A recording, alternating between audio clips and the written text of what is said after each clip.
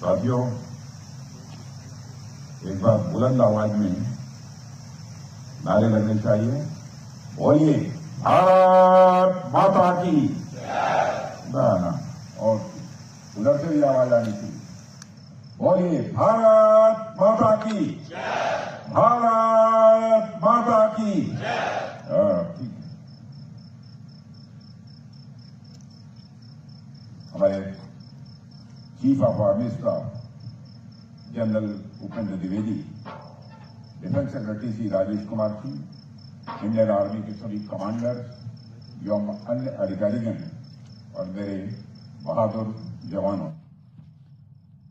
आज जैसलमेर में आप सभी अधिकारियों और जवानों के साथ बड़ा खाना में शामिल होने का मुझे अवसर प्राप्त हुआ है। इससे मुझे सुखद अनुभूति हुई है। साथियों, मैं तो समय समय पर आप सबसे अलग अलग स्थानों पर मिलता ही रहता हूं, लेकिन बड़ा खाना के माध्यम से आप सबसे मिलना हमें हमेशा हमारे लिए एक विशेष अनुभव होता है। और आज का यह अनुभव भी और भी विशेष इसलिए हो जाता है क्योंकि आज हम सब जैसलमेर की वीर भूमि पर यहां एकत्रित हुए हैं। साथियों, जब भी जैसलमेर का जिक्र आता है तो इस शहर की खूबसूरती और यहाँ की रेत के साथ साथ यहाँ की वीरता, यहाँ की बहादुरी की भी चर्चा होती है। यह वही धरती है जहाँ 1971 में लोंगेवाला का युद्ध लड़ा गया था। जब पाकिस्तान ने लोंगेवाला बॉर्डर पोस्ट पर आक्रमण किया तो उस समय हमारे सैनिकों की संख्या वहां पर भी काफी कम थी, लेकिन जंग में सिर्फ संख्या मायने नहीं रखती है। हमारे सैनिकों की संख्या भले ही कम रही हो, लेकिन उनके साहस में कोई कमी नहीं थी। जब तक अगली सुबह उन तक मदद नहीं पहुंचाई गई, तब तक उन्होंने पूरी रात लोंगोवाल की चौकी को थामे रखा और फिर जब सुबह हुई तो जैसलमेर से उड़ान भरते हुए भारतीय वायुसेना के बहादुर पायलटों ने दुश्मन की टैंकों की कतारों को राख में बदल दिया। साथियों, जैसलमेर की इस धरती ने ऐसे अनेक पराक्रम देखे हैं। यहाँ की रेत के एक एक कण हमारे सैनिकों के शौर्य की गवाही देते हैं। ऐसे वीर भूमि पर अपने वीर सैनिकों के साथ बैठकर आज मुझे भोजन करने का अवसर प्राप्त होगा। मैं मानता हूं यह मेरे लिए सम्मान की भी बात है और साथ ही साथ हमारे लिए यह गौरव का भी विषय है। साथियों, आप सब तो जानते ही हैं कि बड़ा खाना की यह परंपरा बहुत ही पुरानी है। यह न जाने कितने सालों से चली आ रही है। इस परंपरा को अब तक चलते रहने का कारण यही है कि यह परंपरा हमें एक संदेश देती है कि हम में से चाहे कोई मंत्री हो, कोई अधिकारी हो, फिर कोई सैनिक हो, हम चाहे किसी पद पर हों, लेकिन अल्टीमेटली हम सभी एक ही परिवार के अंग हैं। बड़ा खाना में आप सबके साथ भोजन करना यह भी संदेश देता है कि हम अपने पद से कहीं बढ़कर एक परिवार हैं। साथियों, दुनिया के अनेक सेनाओं में मेस नाइट्स या रेजिमेंटल डिनर्स जैसी परंपराएं देखने को मिलती हैं। वे भी अपने सैनिकों के बीच एकता, अनुशासन और भाईचारे की भावना को मजबूत करने का ही माध्यम होती हैं। लेकिन भारत का बड़ा खाना उनसे कहीं अलग है, क्योंकि हमारे यहाँ यह सिर्फ एक परंपरा न होकर हमारी संस्कृति, हमारी सभ्यता और संस्कारों का एक जीवंत प्रतीक है। हमारे यहाँ सामूहिक भोजन की परंपरा यह बहुत पुरानी है। प्राचीन समय में भी किसी समारोह में ऋषि हों, स्वामी हों, सैनिक हों या फिर सेवक हों, किसी उत्सव में सब एक बराबर होते थे। यही भावना आज भी बड़ा खाना में जीवित है, जहां कमांडर और सोल्जर्स साथ साथ भोजन साझा करते हैं, एक ही साथ बात करते हैं, हंसी मजाक करते हैं और यह फील करते हैं यह सेना नहीं है, यह एक परिवार है। बड़ा खाना कोई खाने भर का आयोजन नहीं है, यह दिल जोड़ने का मैं मानता हूं कि एक अवसर है। साथियों, हमारी जो सेनाएं हैं या फिर बीएसएफ समेत जितने भी सिक्योरिटी फोर्सेज हैं, हर जगह अलग अलग धर्म, जाति, अलग अलग भाषाएं बोलने वाले तथा अलग अलग प्रदेशों के लोग हैं।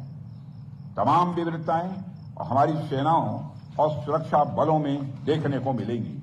बड़ा खाना के अवसर पर ये तमाम विविधताएं एक ही थाली में दिखने लग जाती हैं। इसलिए यह अवसर किसी भी समारोह या डिनर से कहीं ऊपर है। साथियों, आज हम सब जिस स्थान पर यहां एकत्र हुए हैं, यह पूरा क्षेत्र अपने आप में कितना महत्वपूर्ण है कि आप सबको बतलाने की आवश्यकता नहीं है। बॉर्डर एरिया होने के कारण यह रीजन सेंसिटिव भी है। बीते कुछ वर्षों में सरकार ने बहुत ही बड़े स्तर पर बॉर्डर एरिया में डेवलपमेंट एक्टिविटीज को भी प्रारंभ किया है। अब जैसे जैसे इस क्षेत्र में विकास होगा, वैसे वैसे आप सबके लिए चीजें और आसान होती जाएंगी। एक और बात, यह क्षेत्र पाकिस्तान बॉर्डर के पास है, इसलिए बहुत ज्यादा कंफर्ट जोन में तो कभी नहीं आया जा सकता। हमें अलर्ट रहना ही होगा। हालांकि अभी कुछ दिन पहले ऑपरेशन सिंदूर के दौरान पाकिस्तान को ठीक ठाक डोज दे दिया गया है।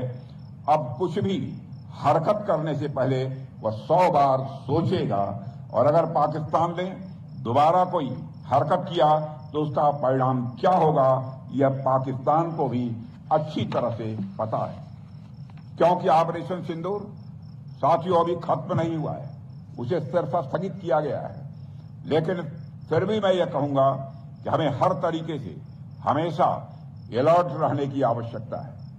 साथियों, ऑपरेशन सिंदूर की जब चर्चा होती है तो मुझे गोस्वामी तुलसीदास जी के रामचरितमानस का एक प्रसंग याद आता है। अंगद रावण के दरबार गए हैं, दोनों के बीच संवाद होता है।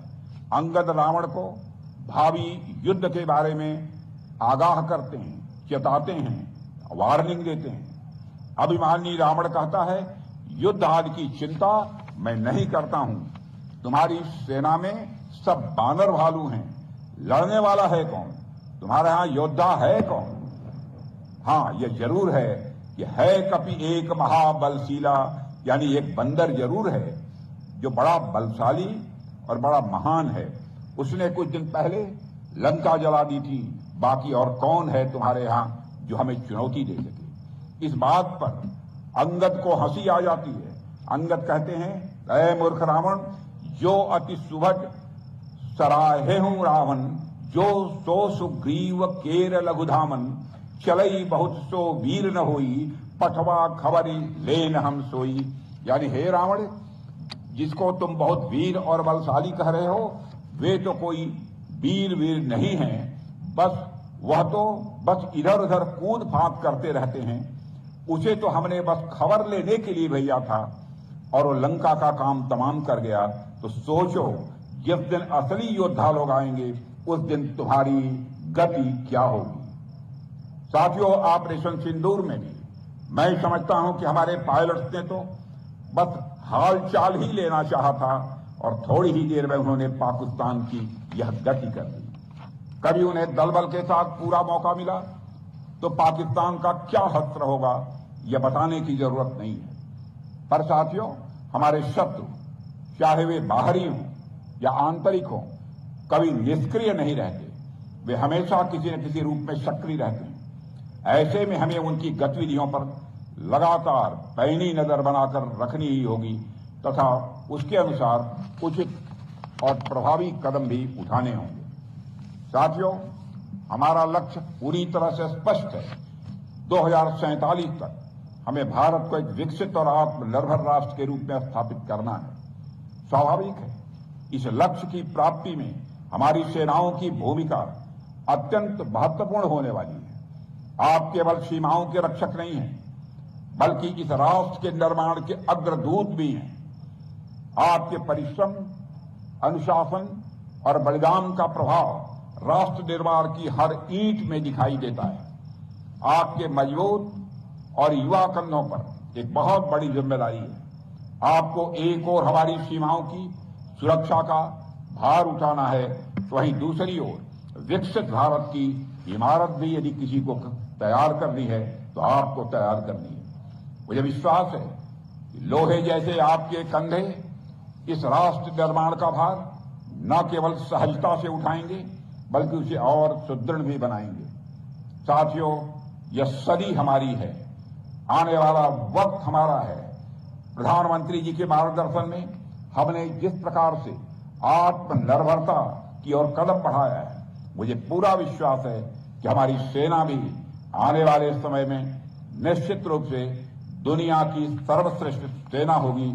मुझे यह विश्वास है कि आप लोगों के सहयोग से हम इस उद्देश्य को भी जल्द से जल्द प्राप्त कर लेंगे। साथियों, भारतीय सेना की 12 इन्फेंट्री डिवीजन जैसलमेर द्वारा विकसित शौर्य वन को आज देखकर मुझे बेहद सुखद अनुभूति हुई है और स्वयं मैंने अपने को गौरवान्वित महसूस किया है।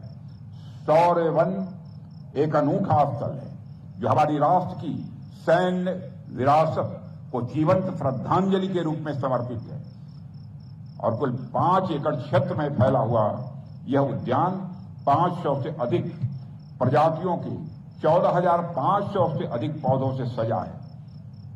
इस स्थल को आपने देखा होगा, इसलिए विस्तार पूर्वक इसकी मैं चर्चा नहीं करना चाहूंगा, लेकिन अपने आर्मी चीफ जनरल उपेंद्र जी द्विवेदी से मैं चर्चा कर रहा था कि सचमुच इस प्रकार के कुछ केंद्र हिंदुस्तान के दूसरे राजधानियों में भी अथवा प्रमुख स्थानों पर स्थापित किए जाने चाहिए। आज यहां आकर और उस शौर्य स्थल को देखकर भी मुझे बहुत ही अच्छा लगा है। साथियों, मैं ये कहना चाहूंगा कि देश को आपके ऊपर गर्व है। आपके समर्पण और शौर्य से ही यह राष्ट्र सुरक्षित है और आपकी निष्ठा से ही इसका भविष्य उज्जवल बनेगा। मेरा विश्वास और मेरी शुभकामनाएं सदैव आपके साथ हैं। मैं समझता हूं कि अब भोजन का समय है और मैं आप लोगों को आपके श्रेष्ठ और उत्तम कार्यों के लिए बधाई देते हुए अपनी बात यहीं समाप्त करता हूं। आप सबको बहुत बहुत धन्यवाद। बोलिए भारत माता की, भारत माता की, भारत माता की। बहुत बहुत धन्यवाद।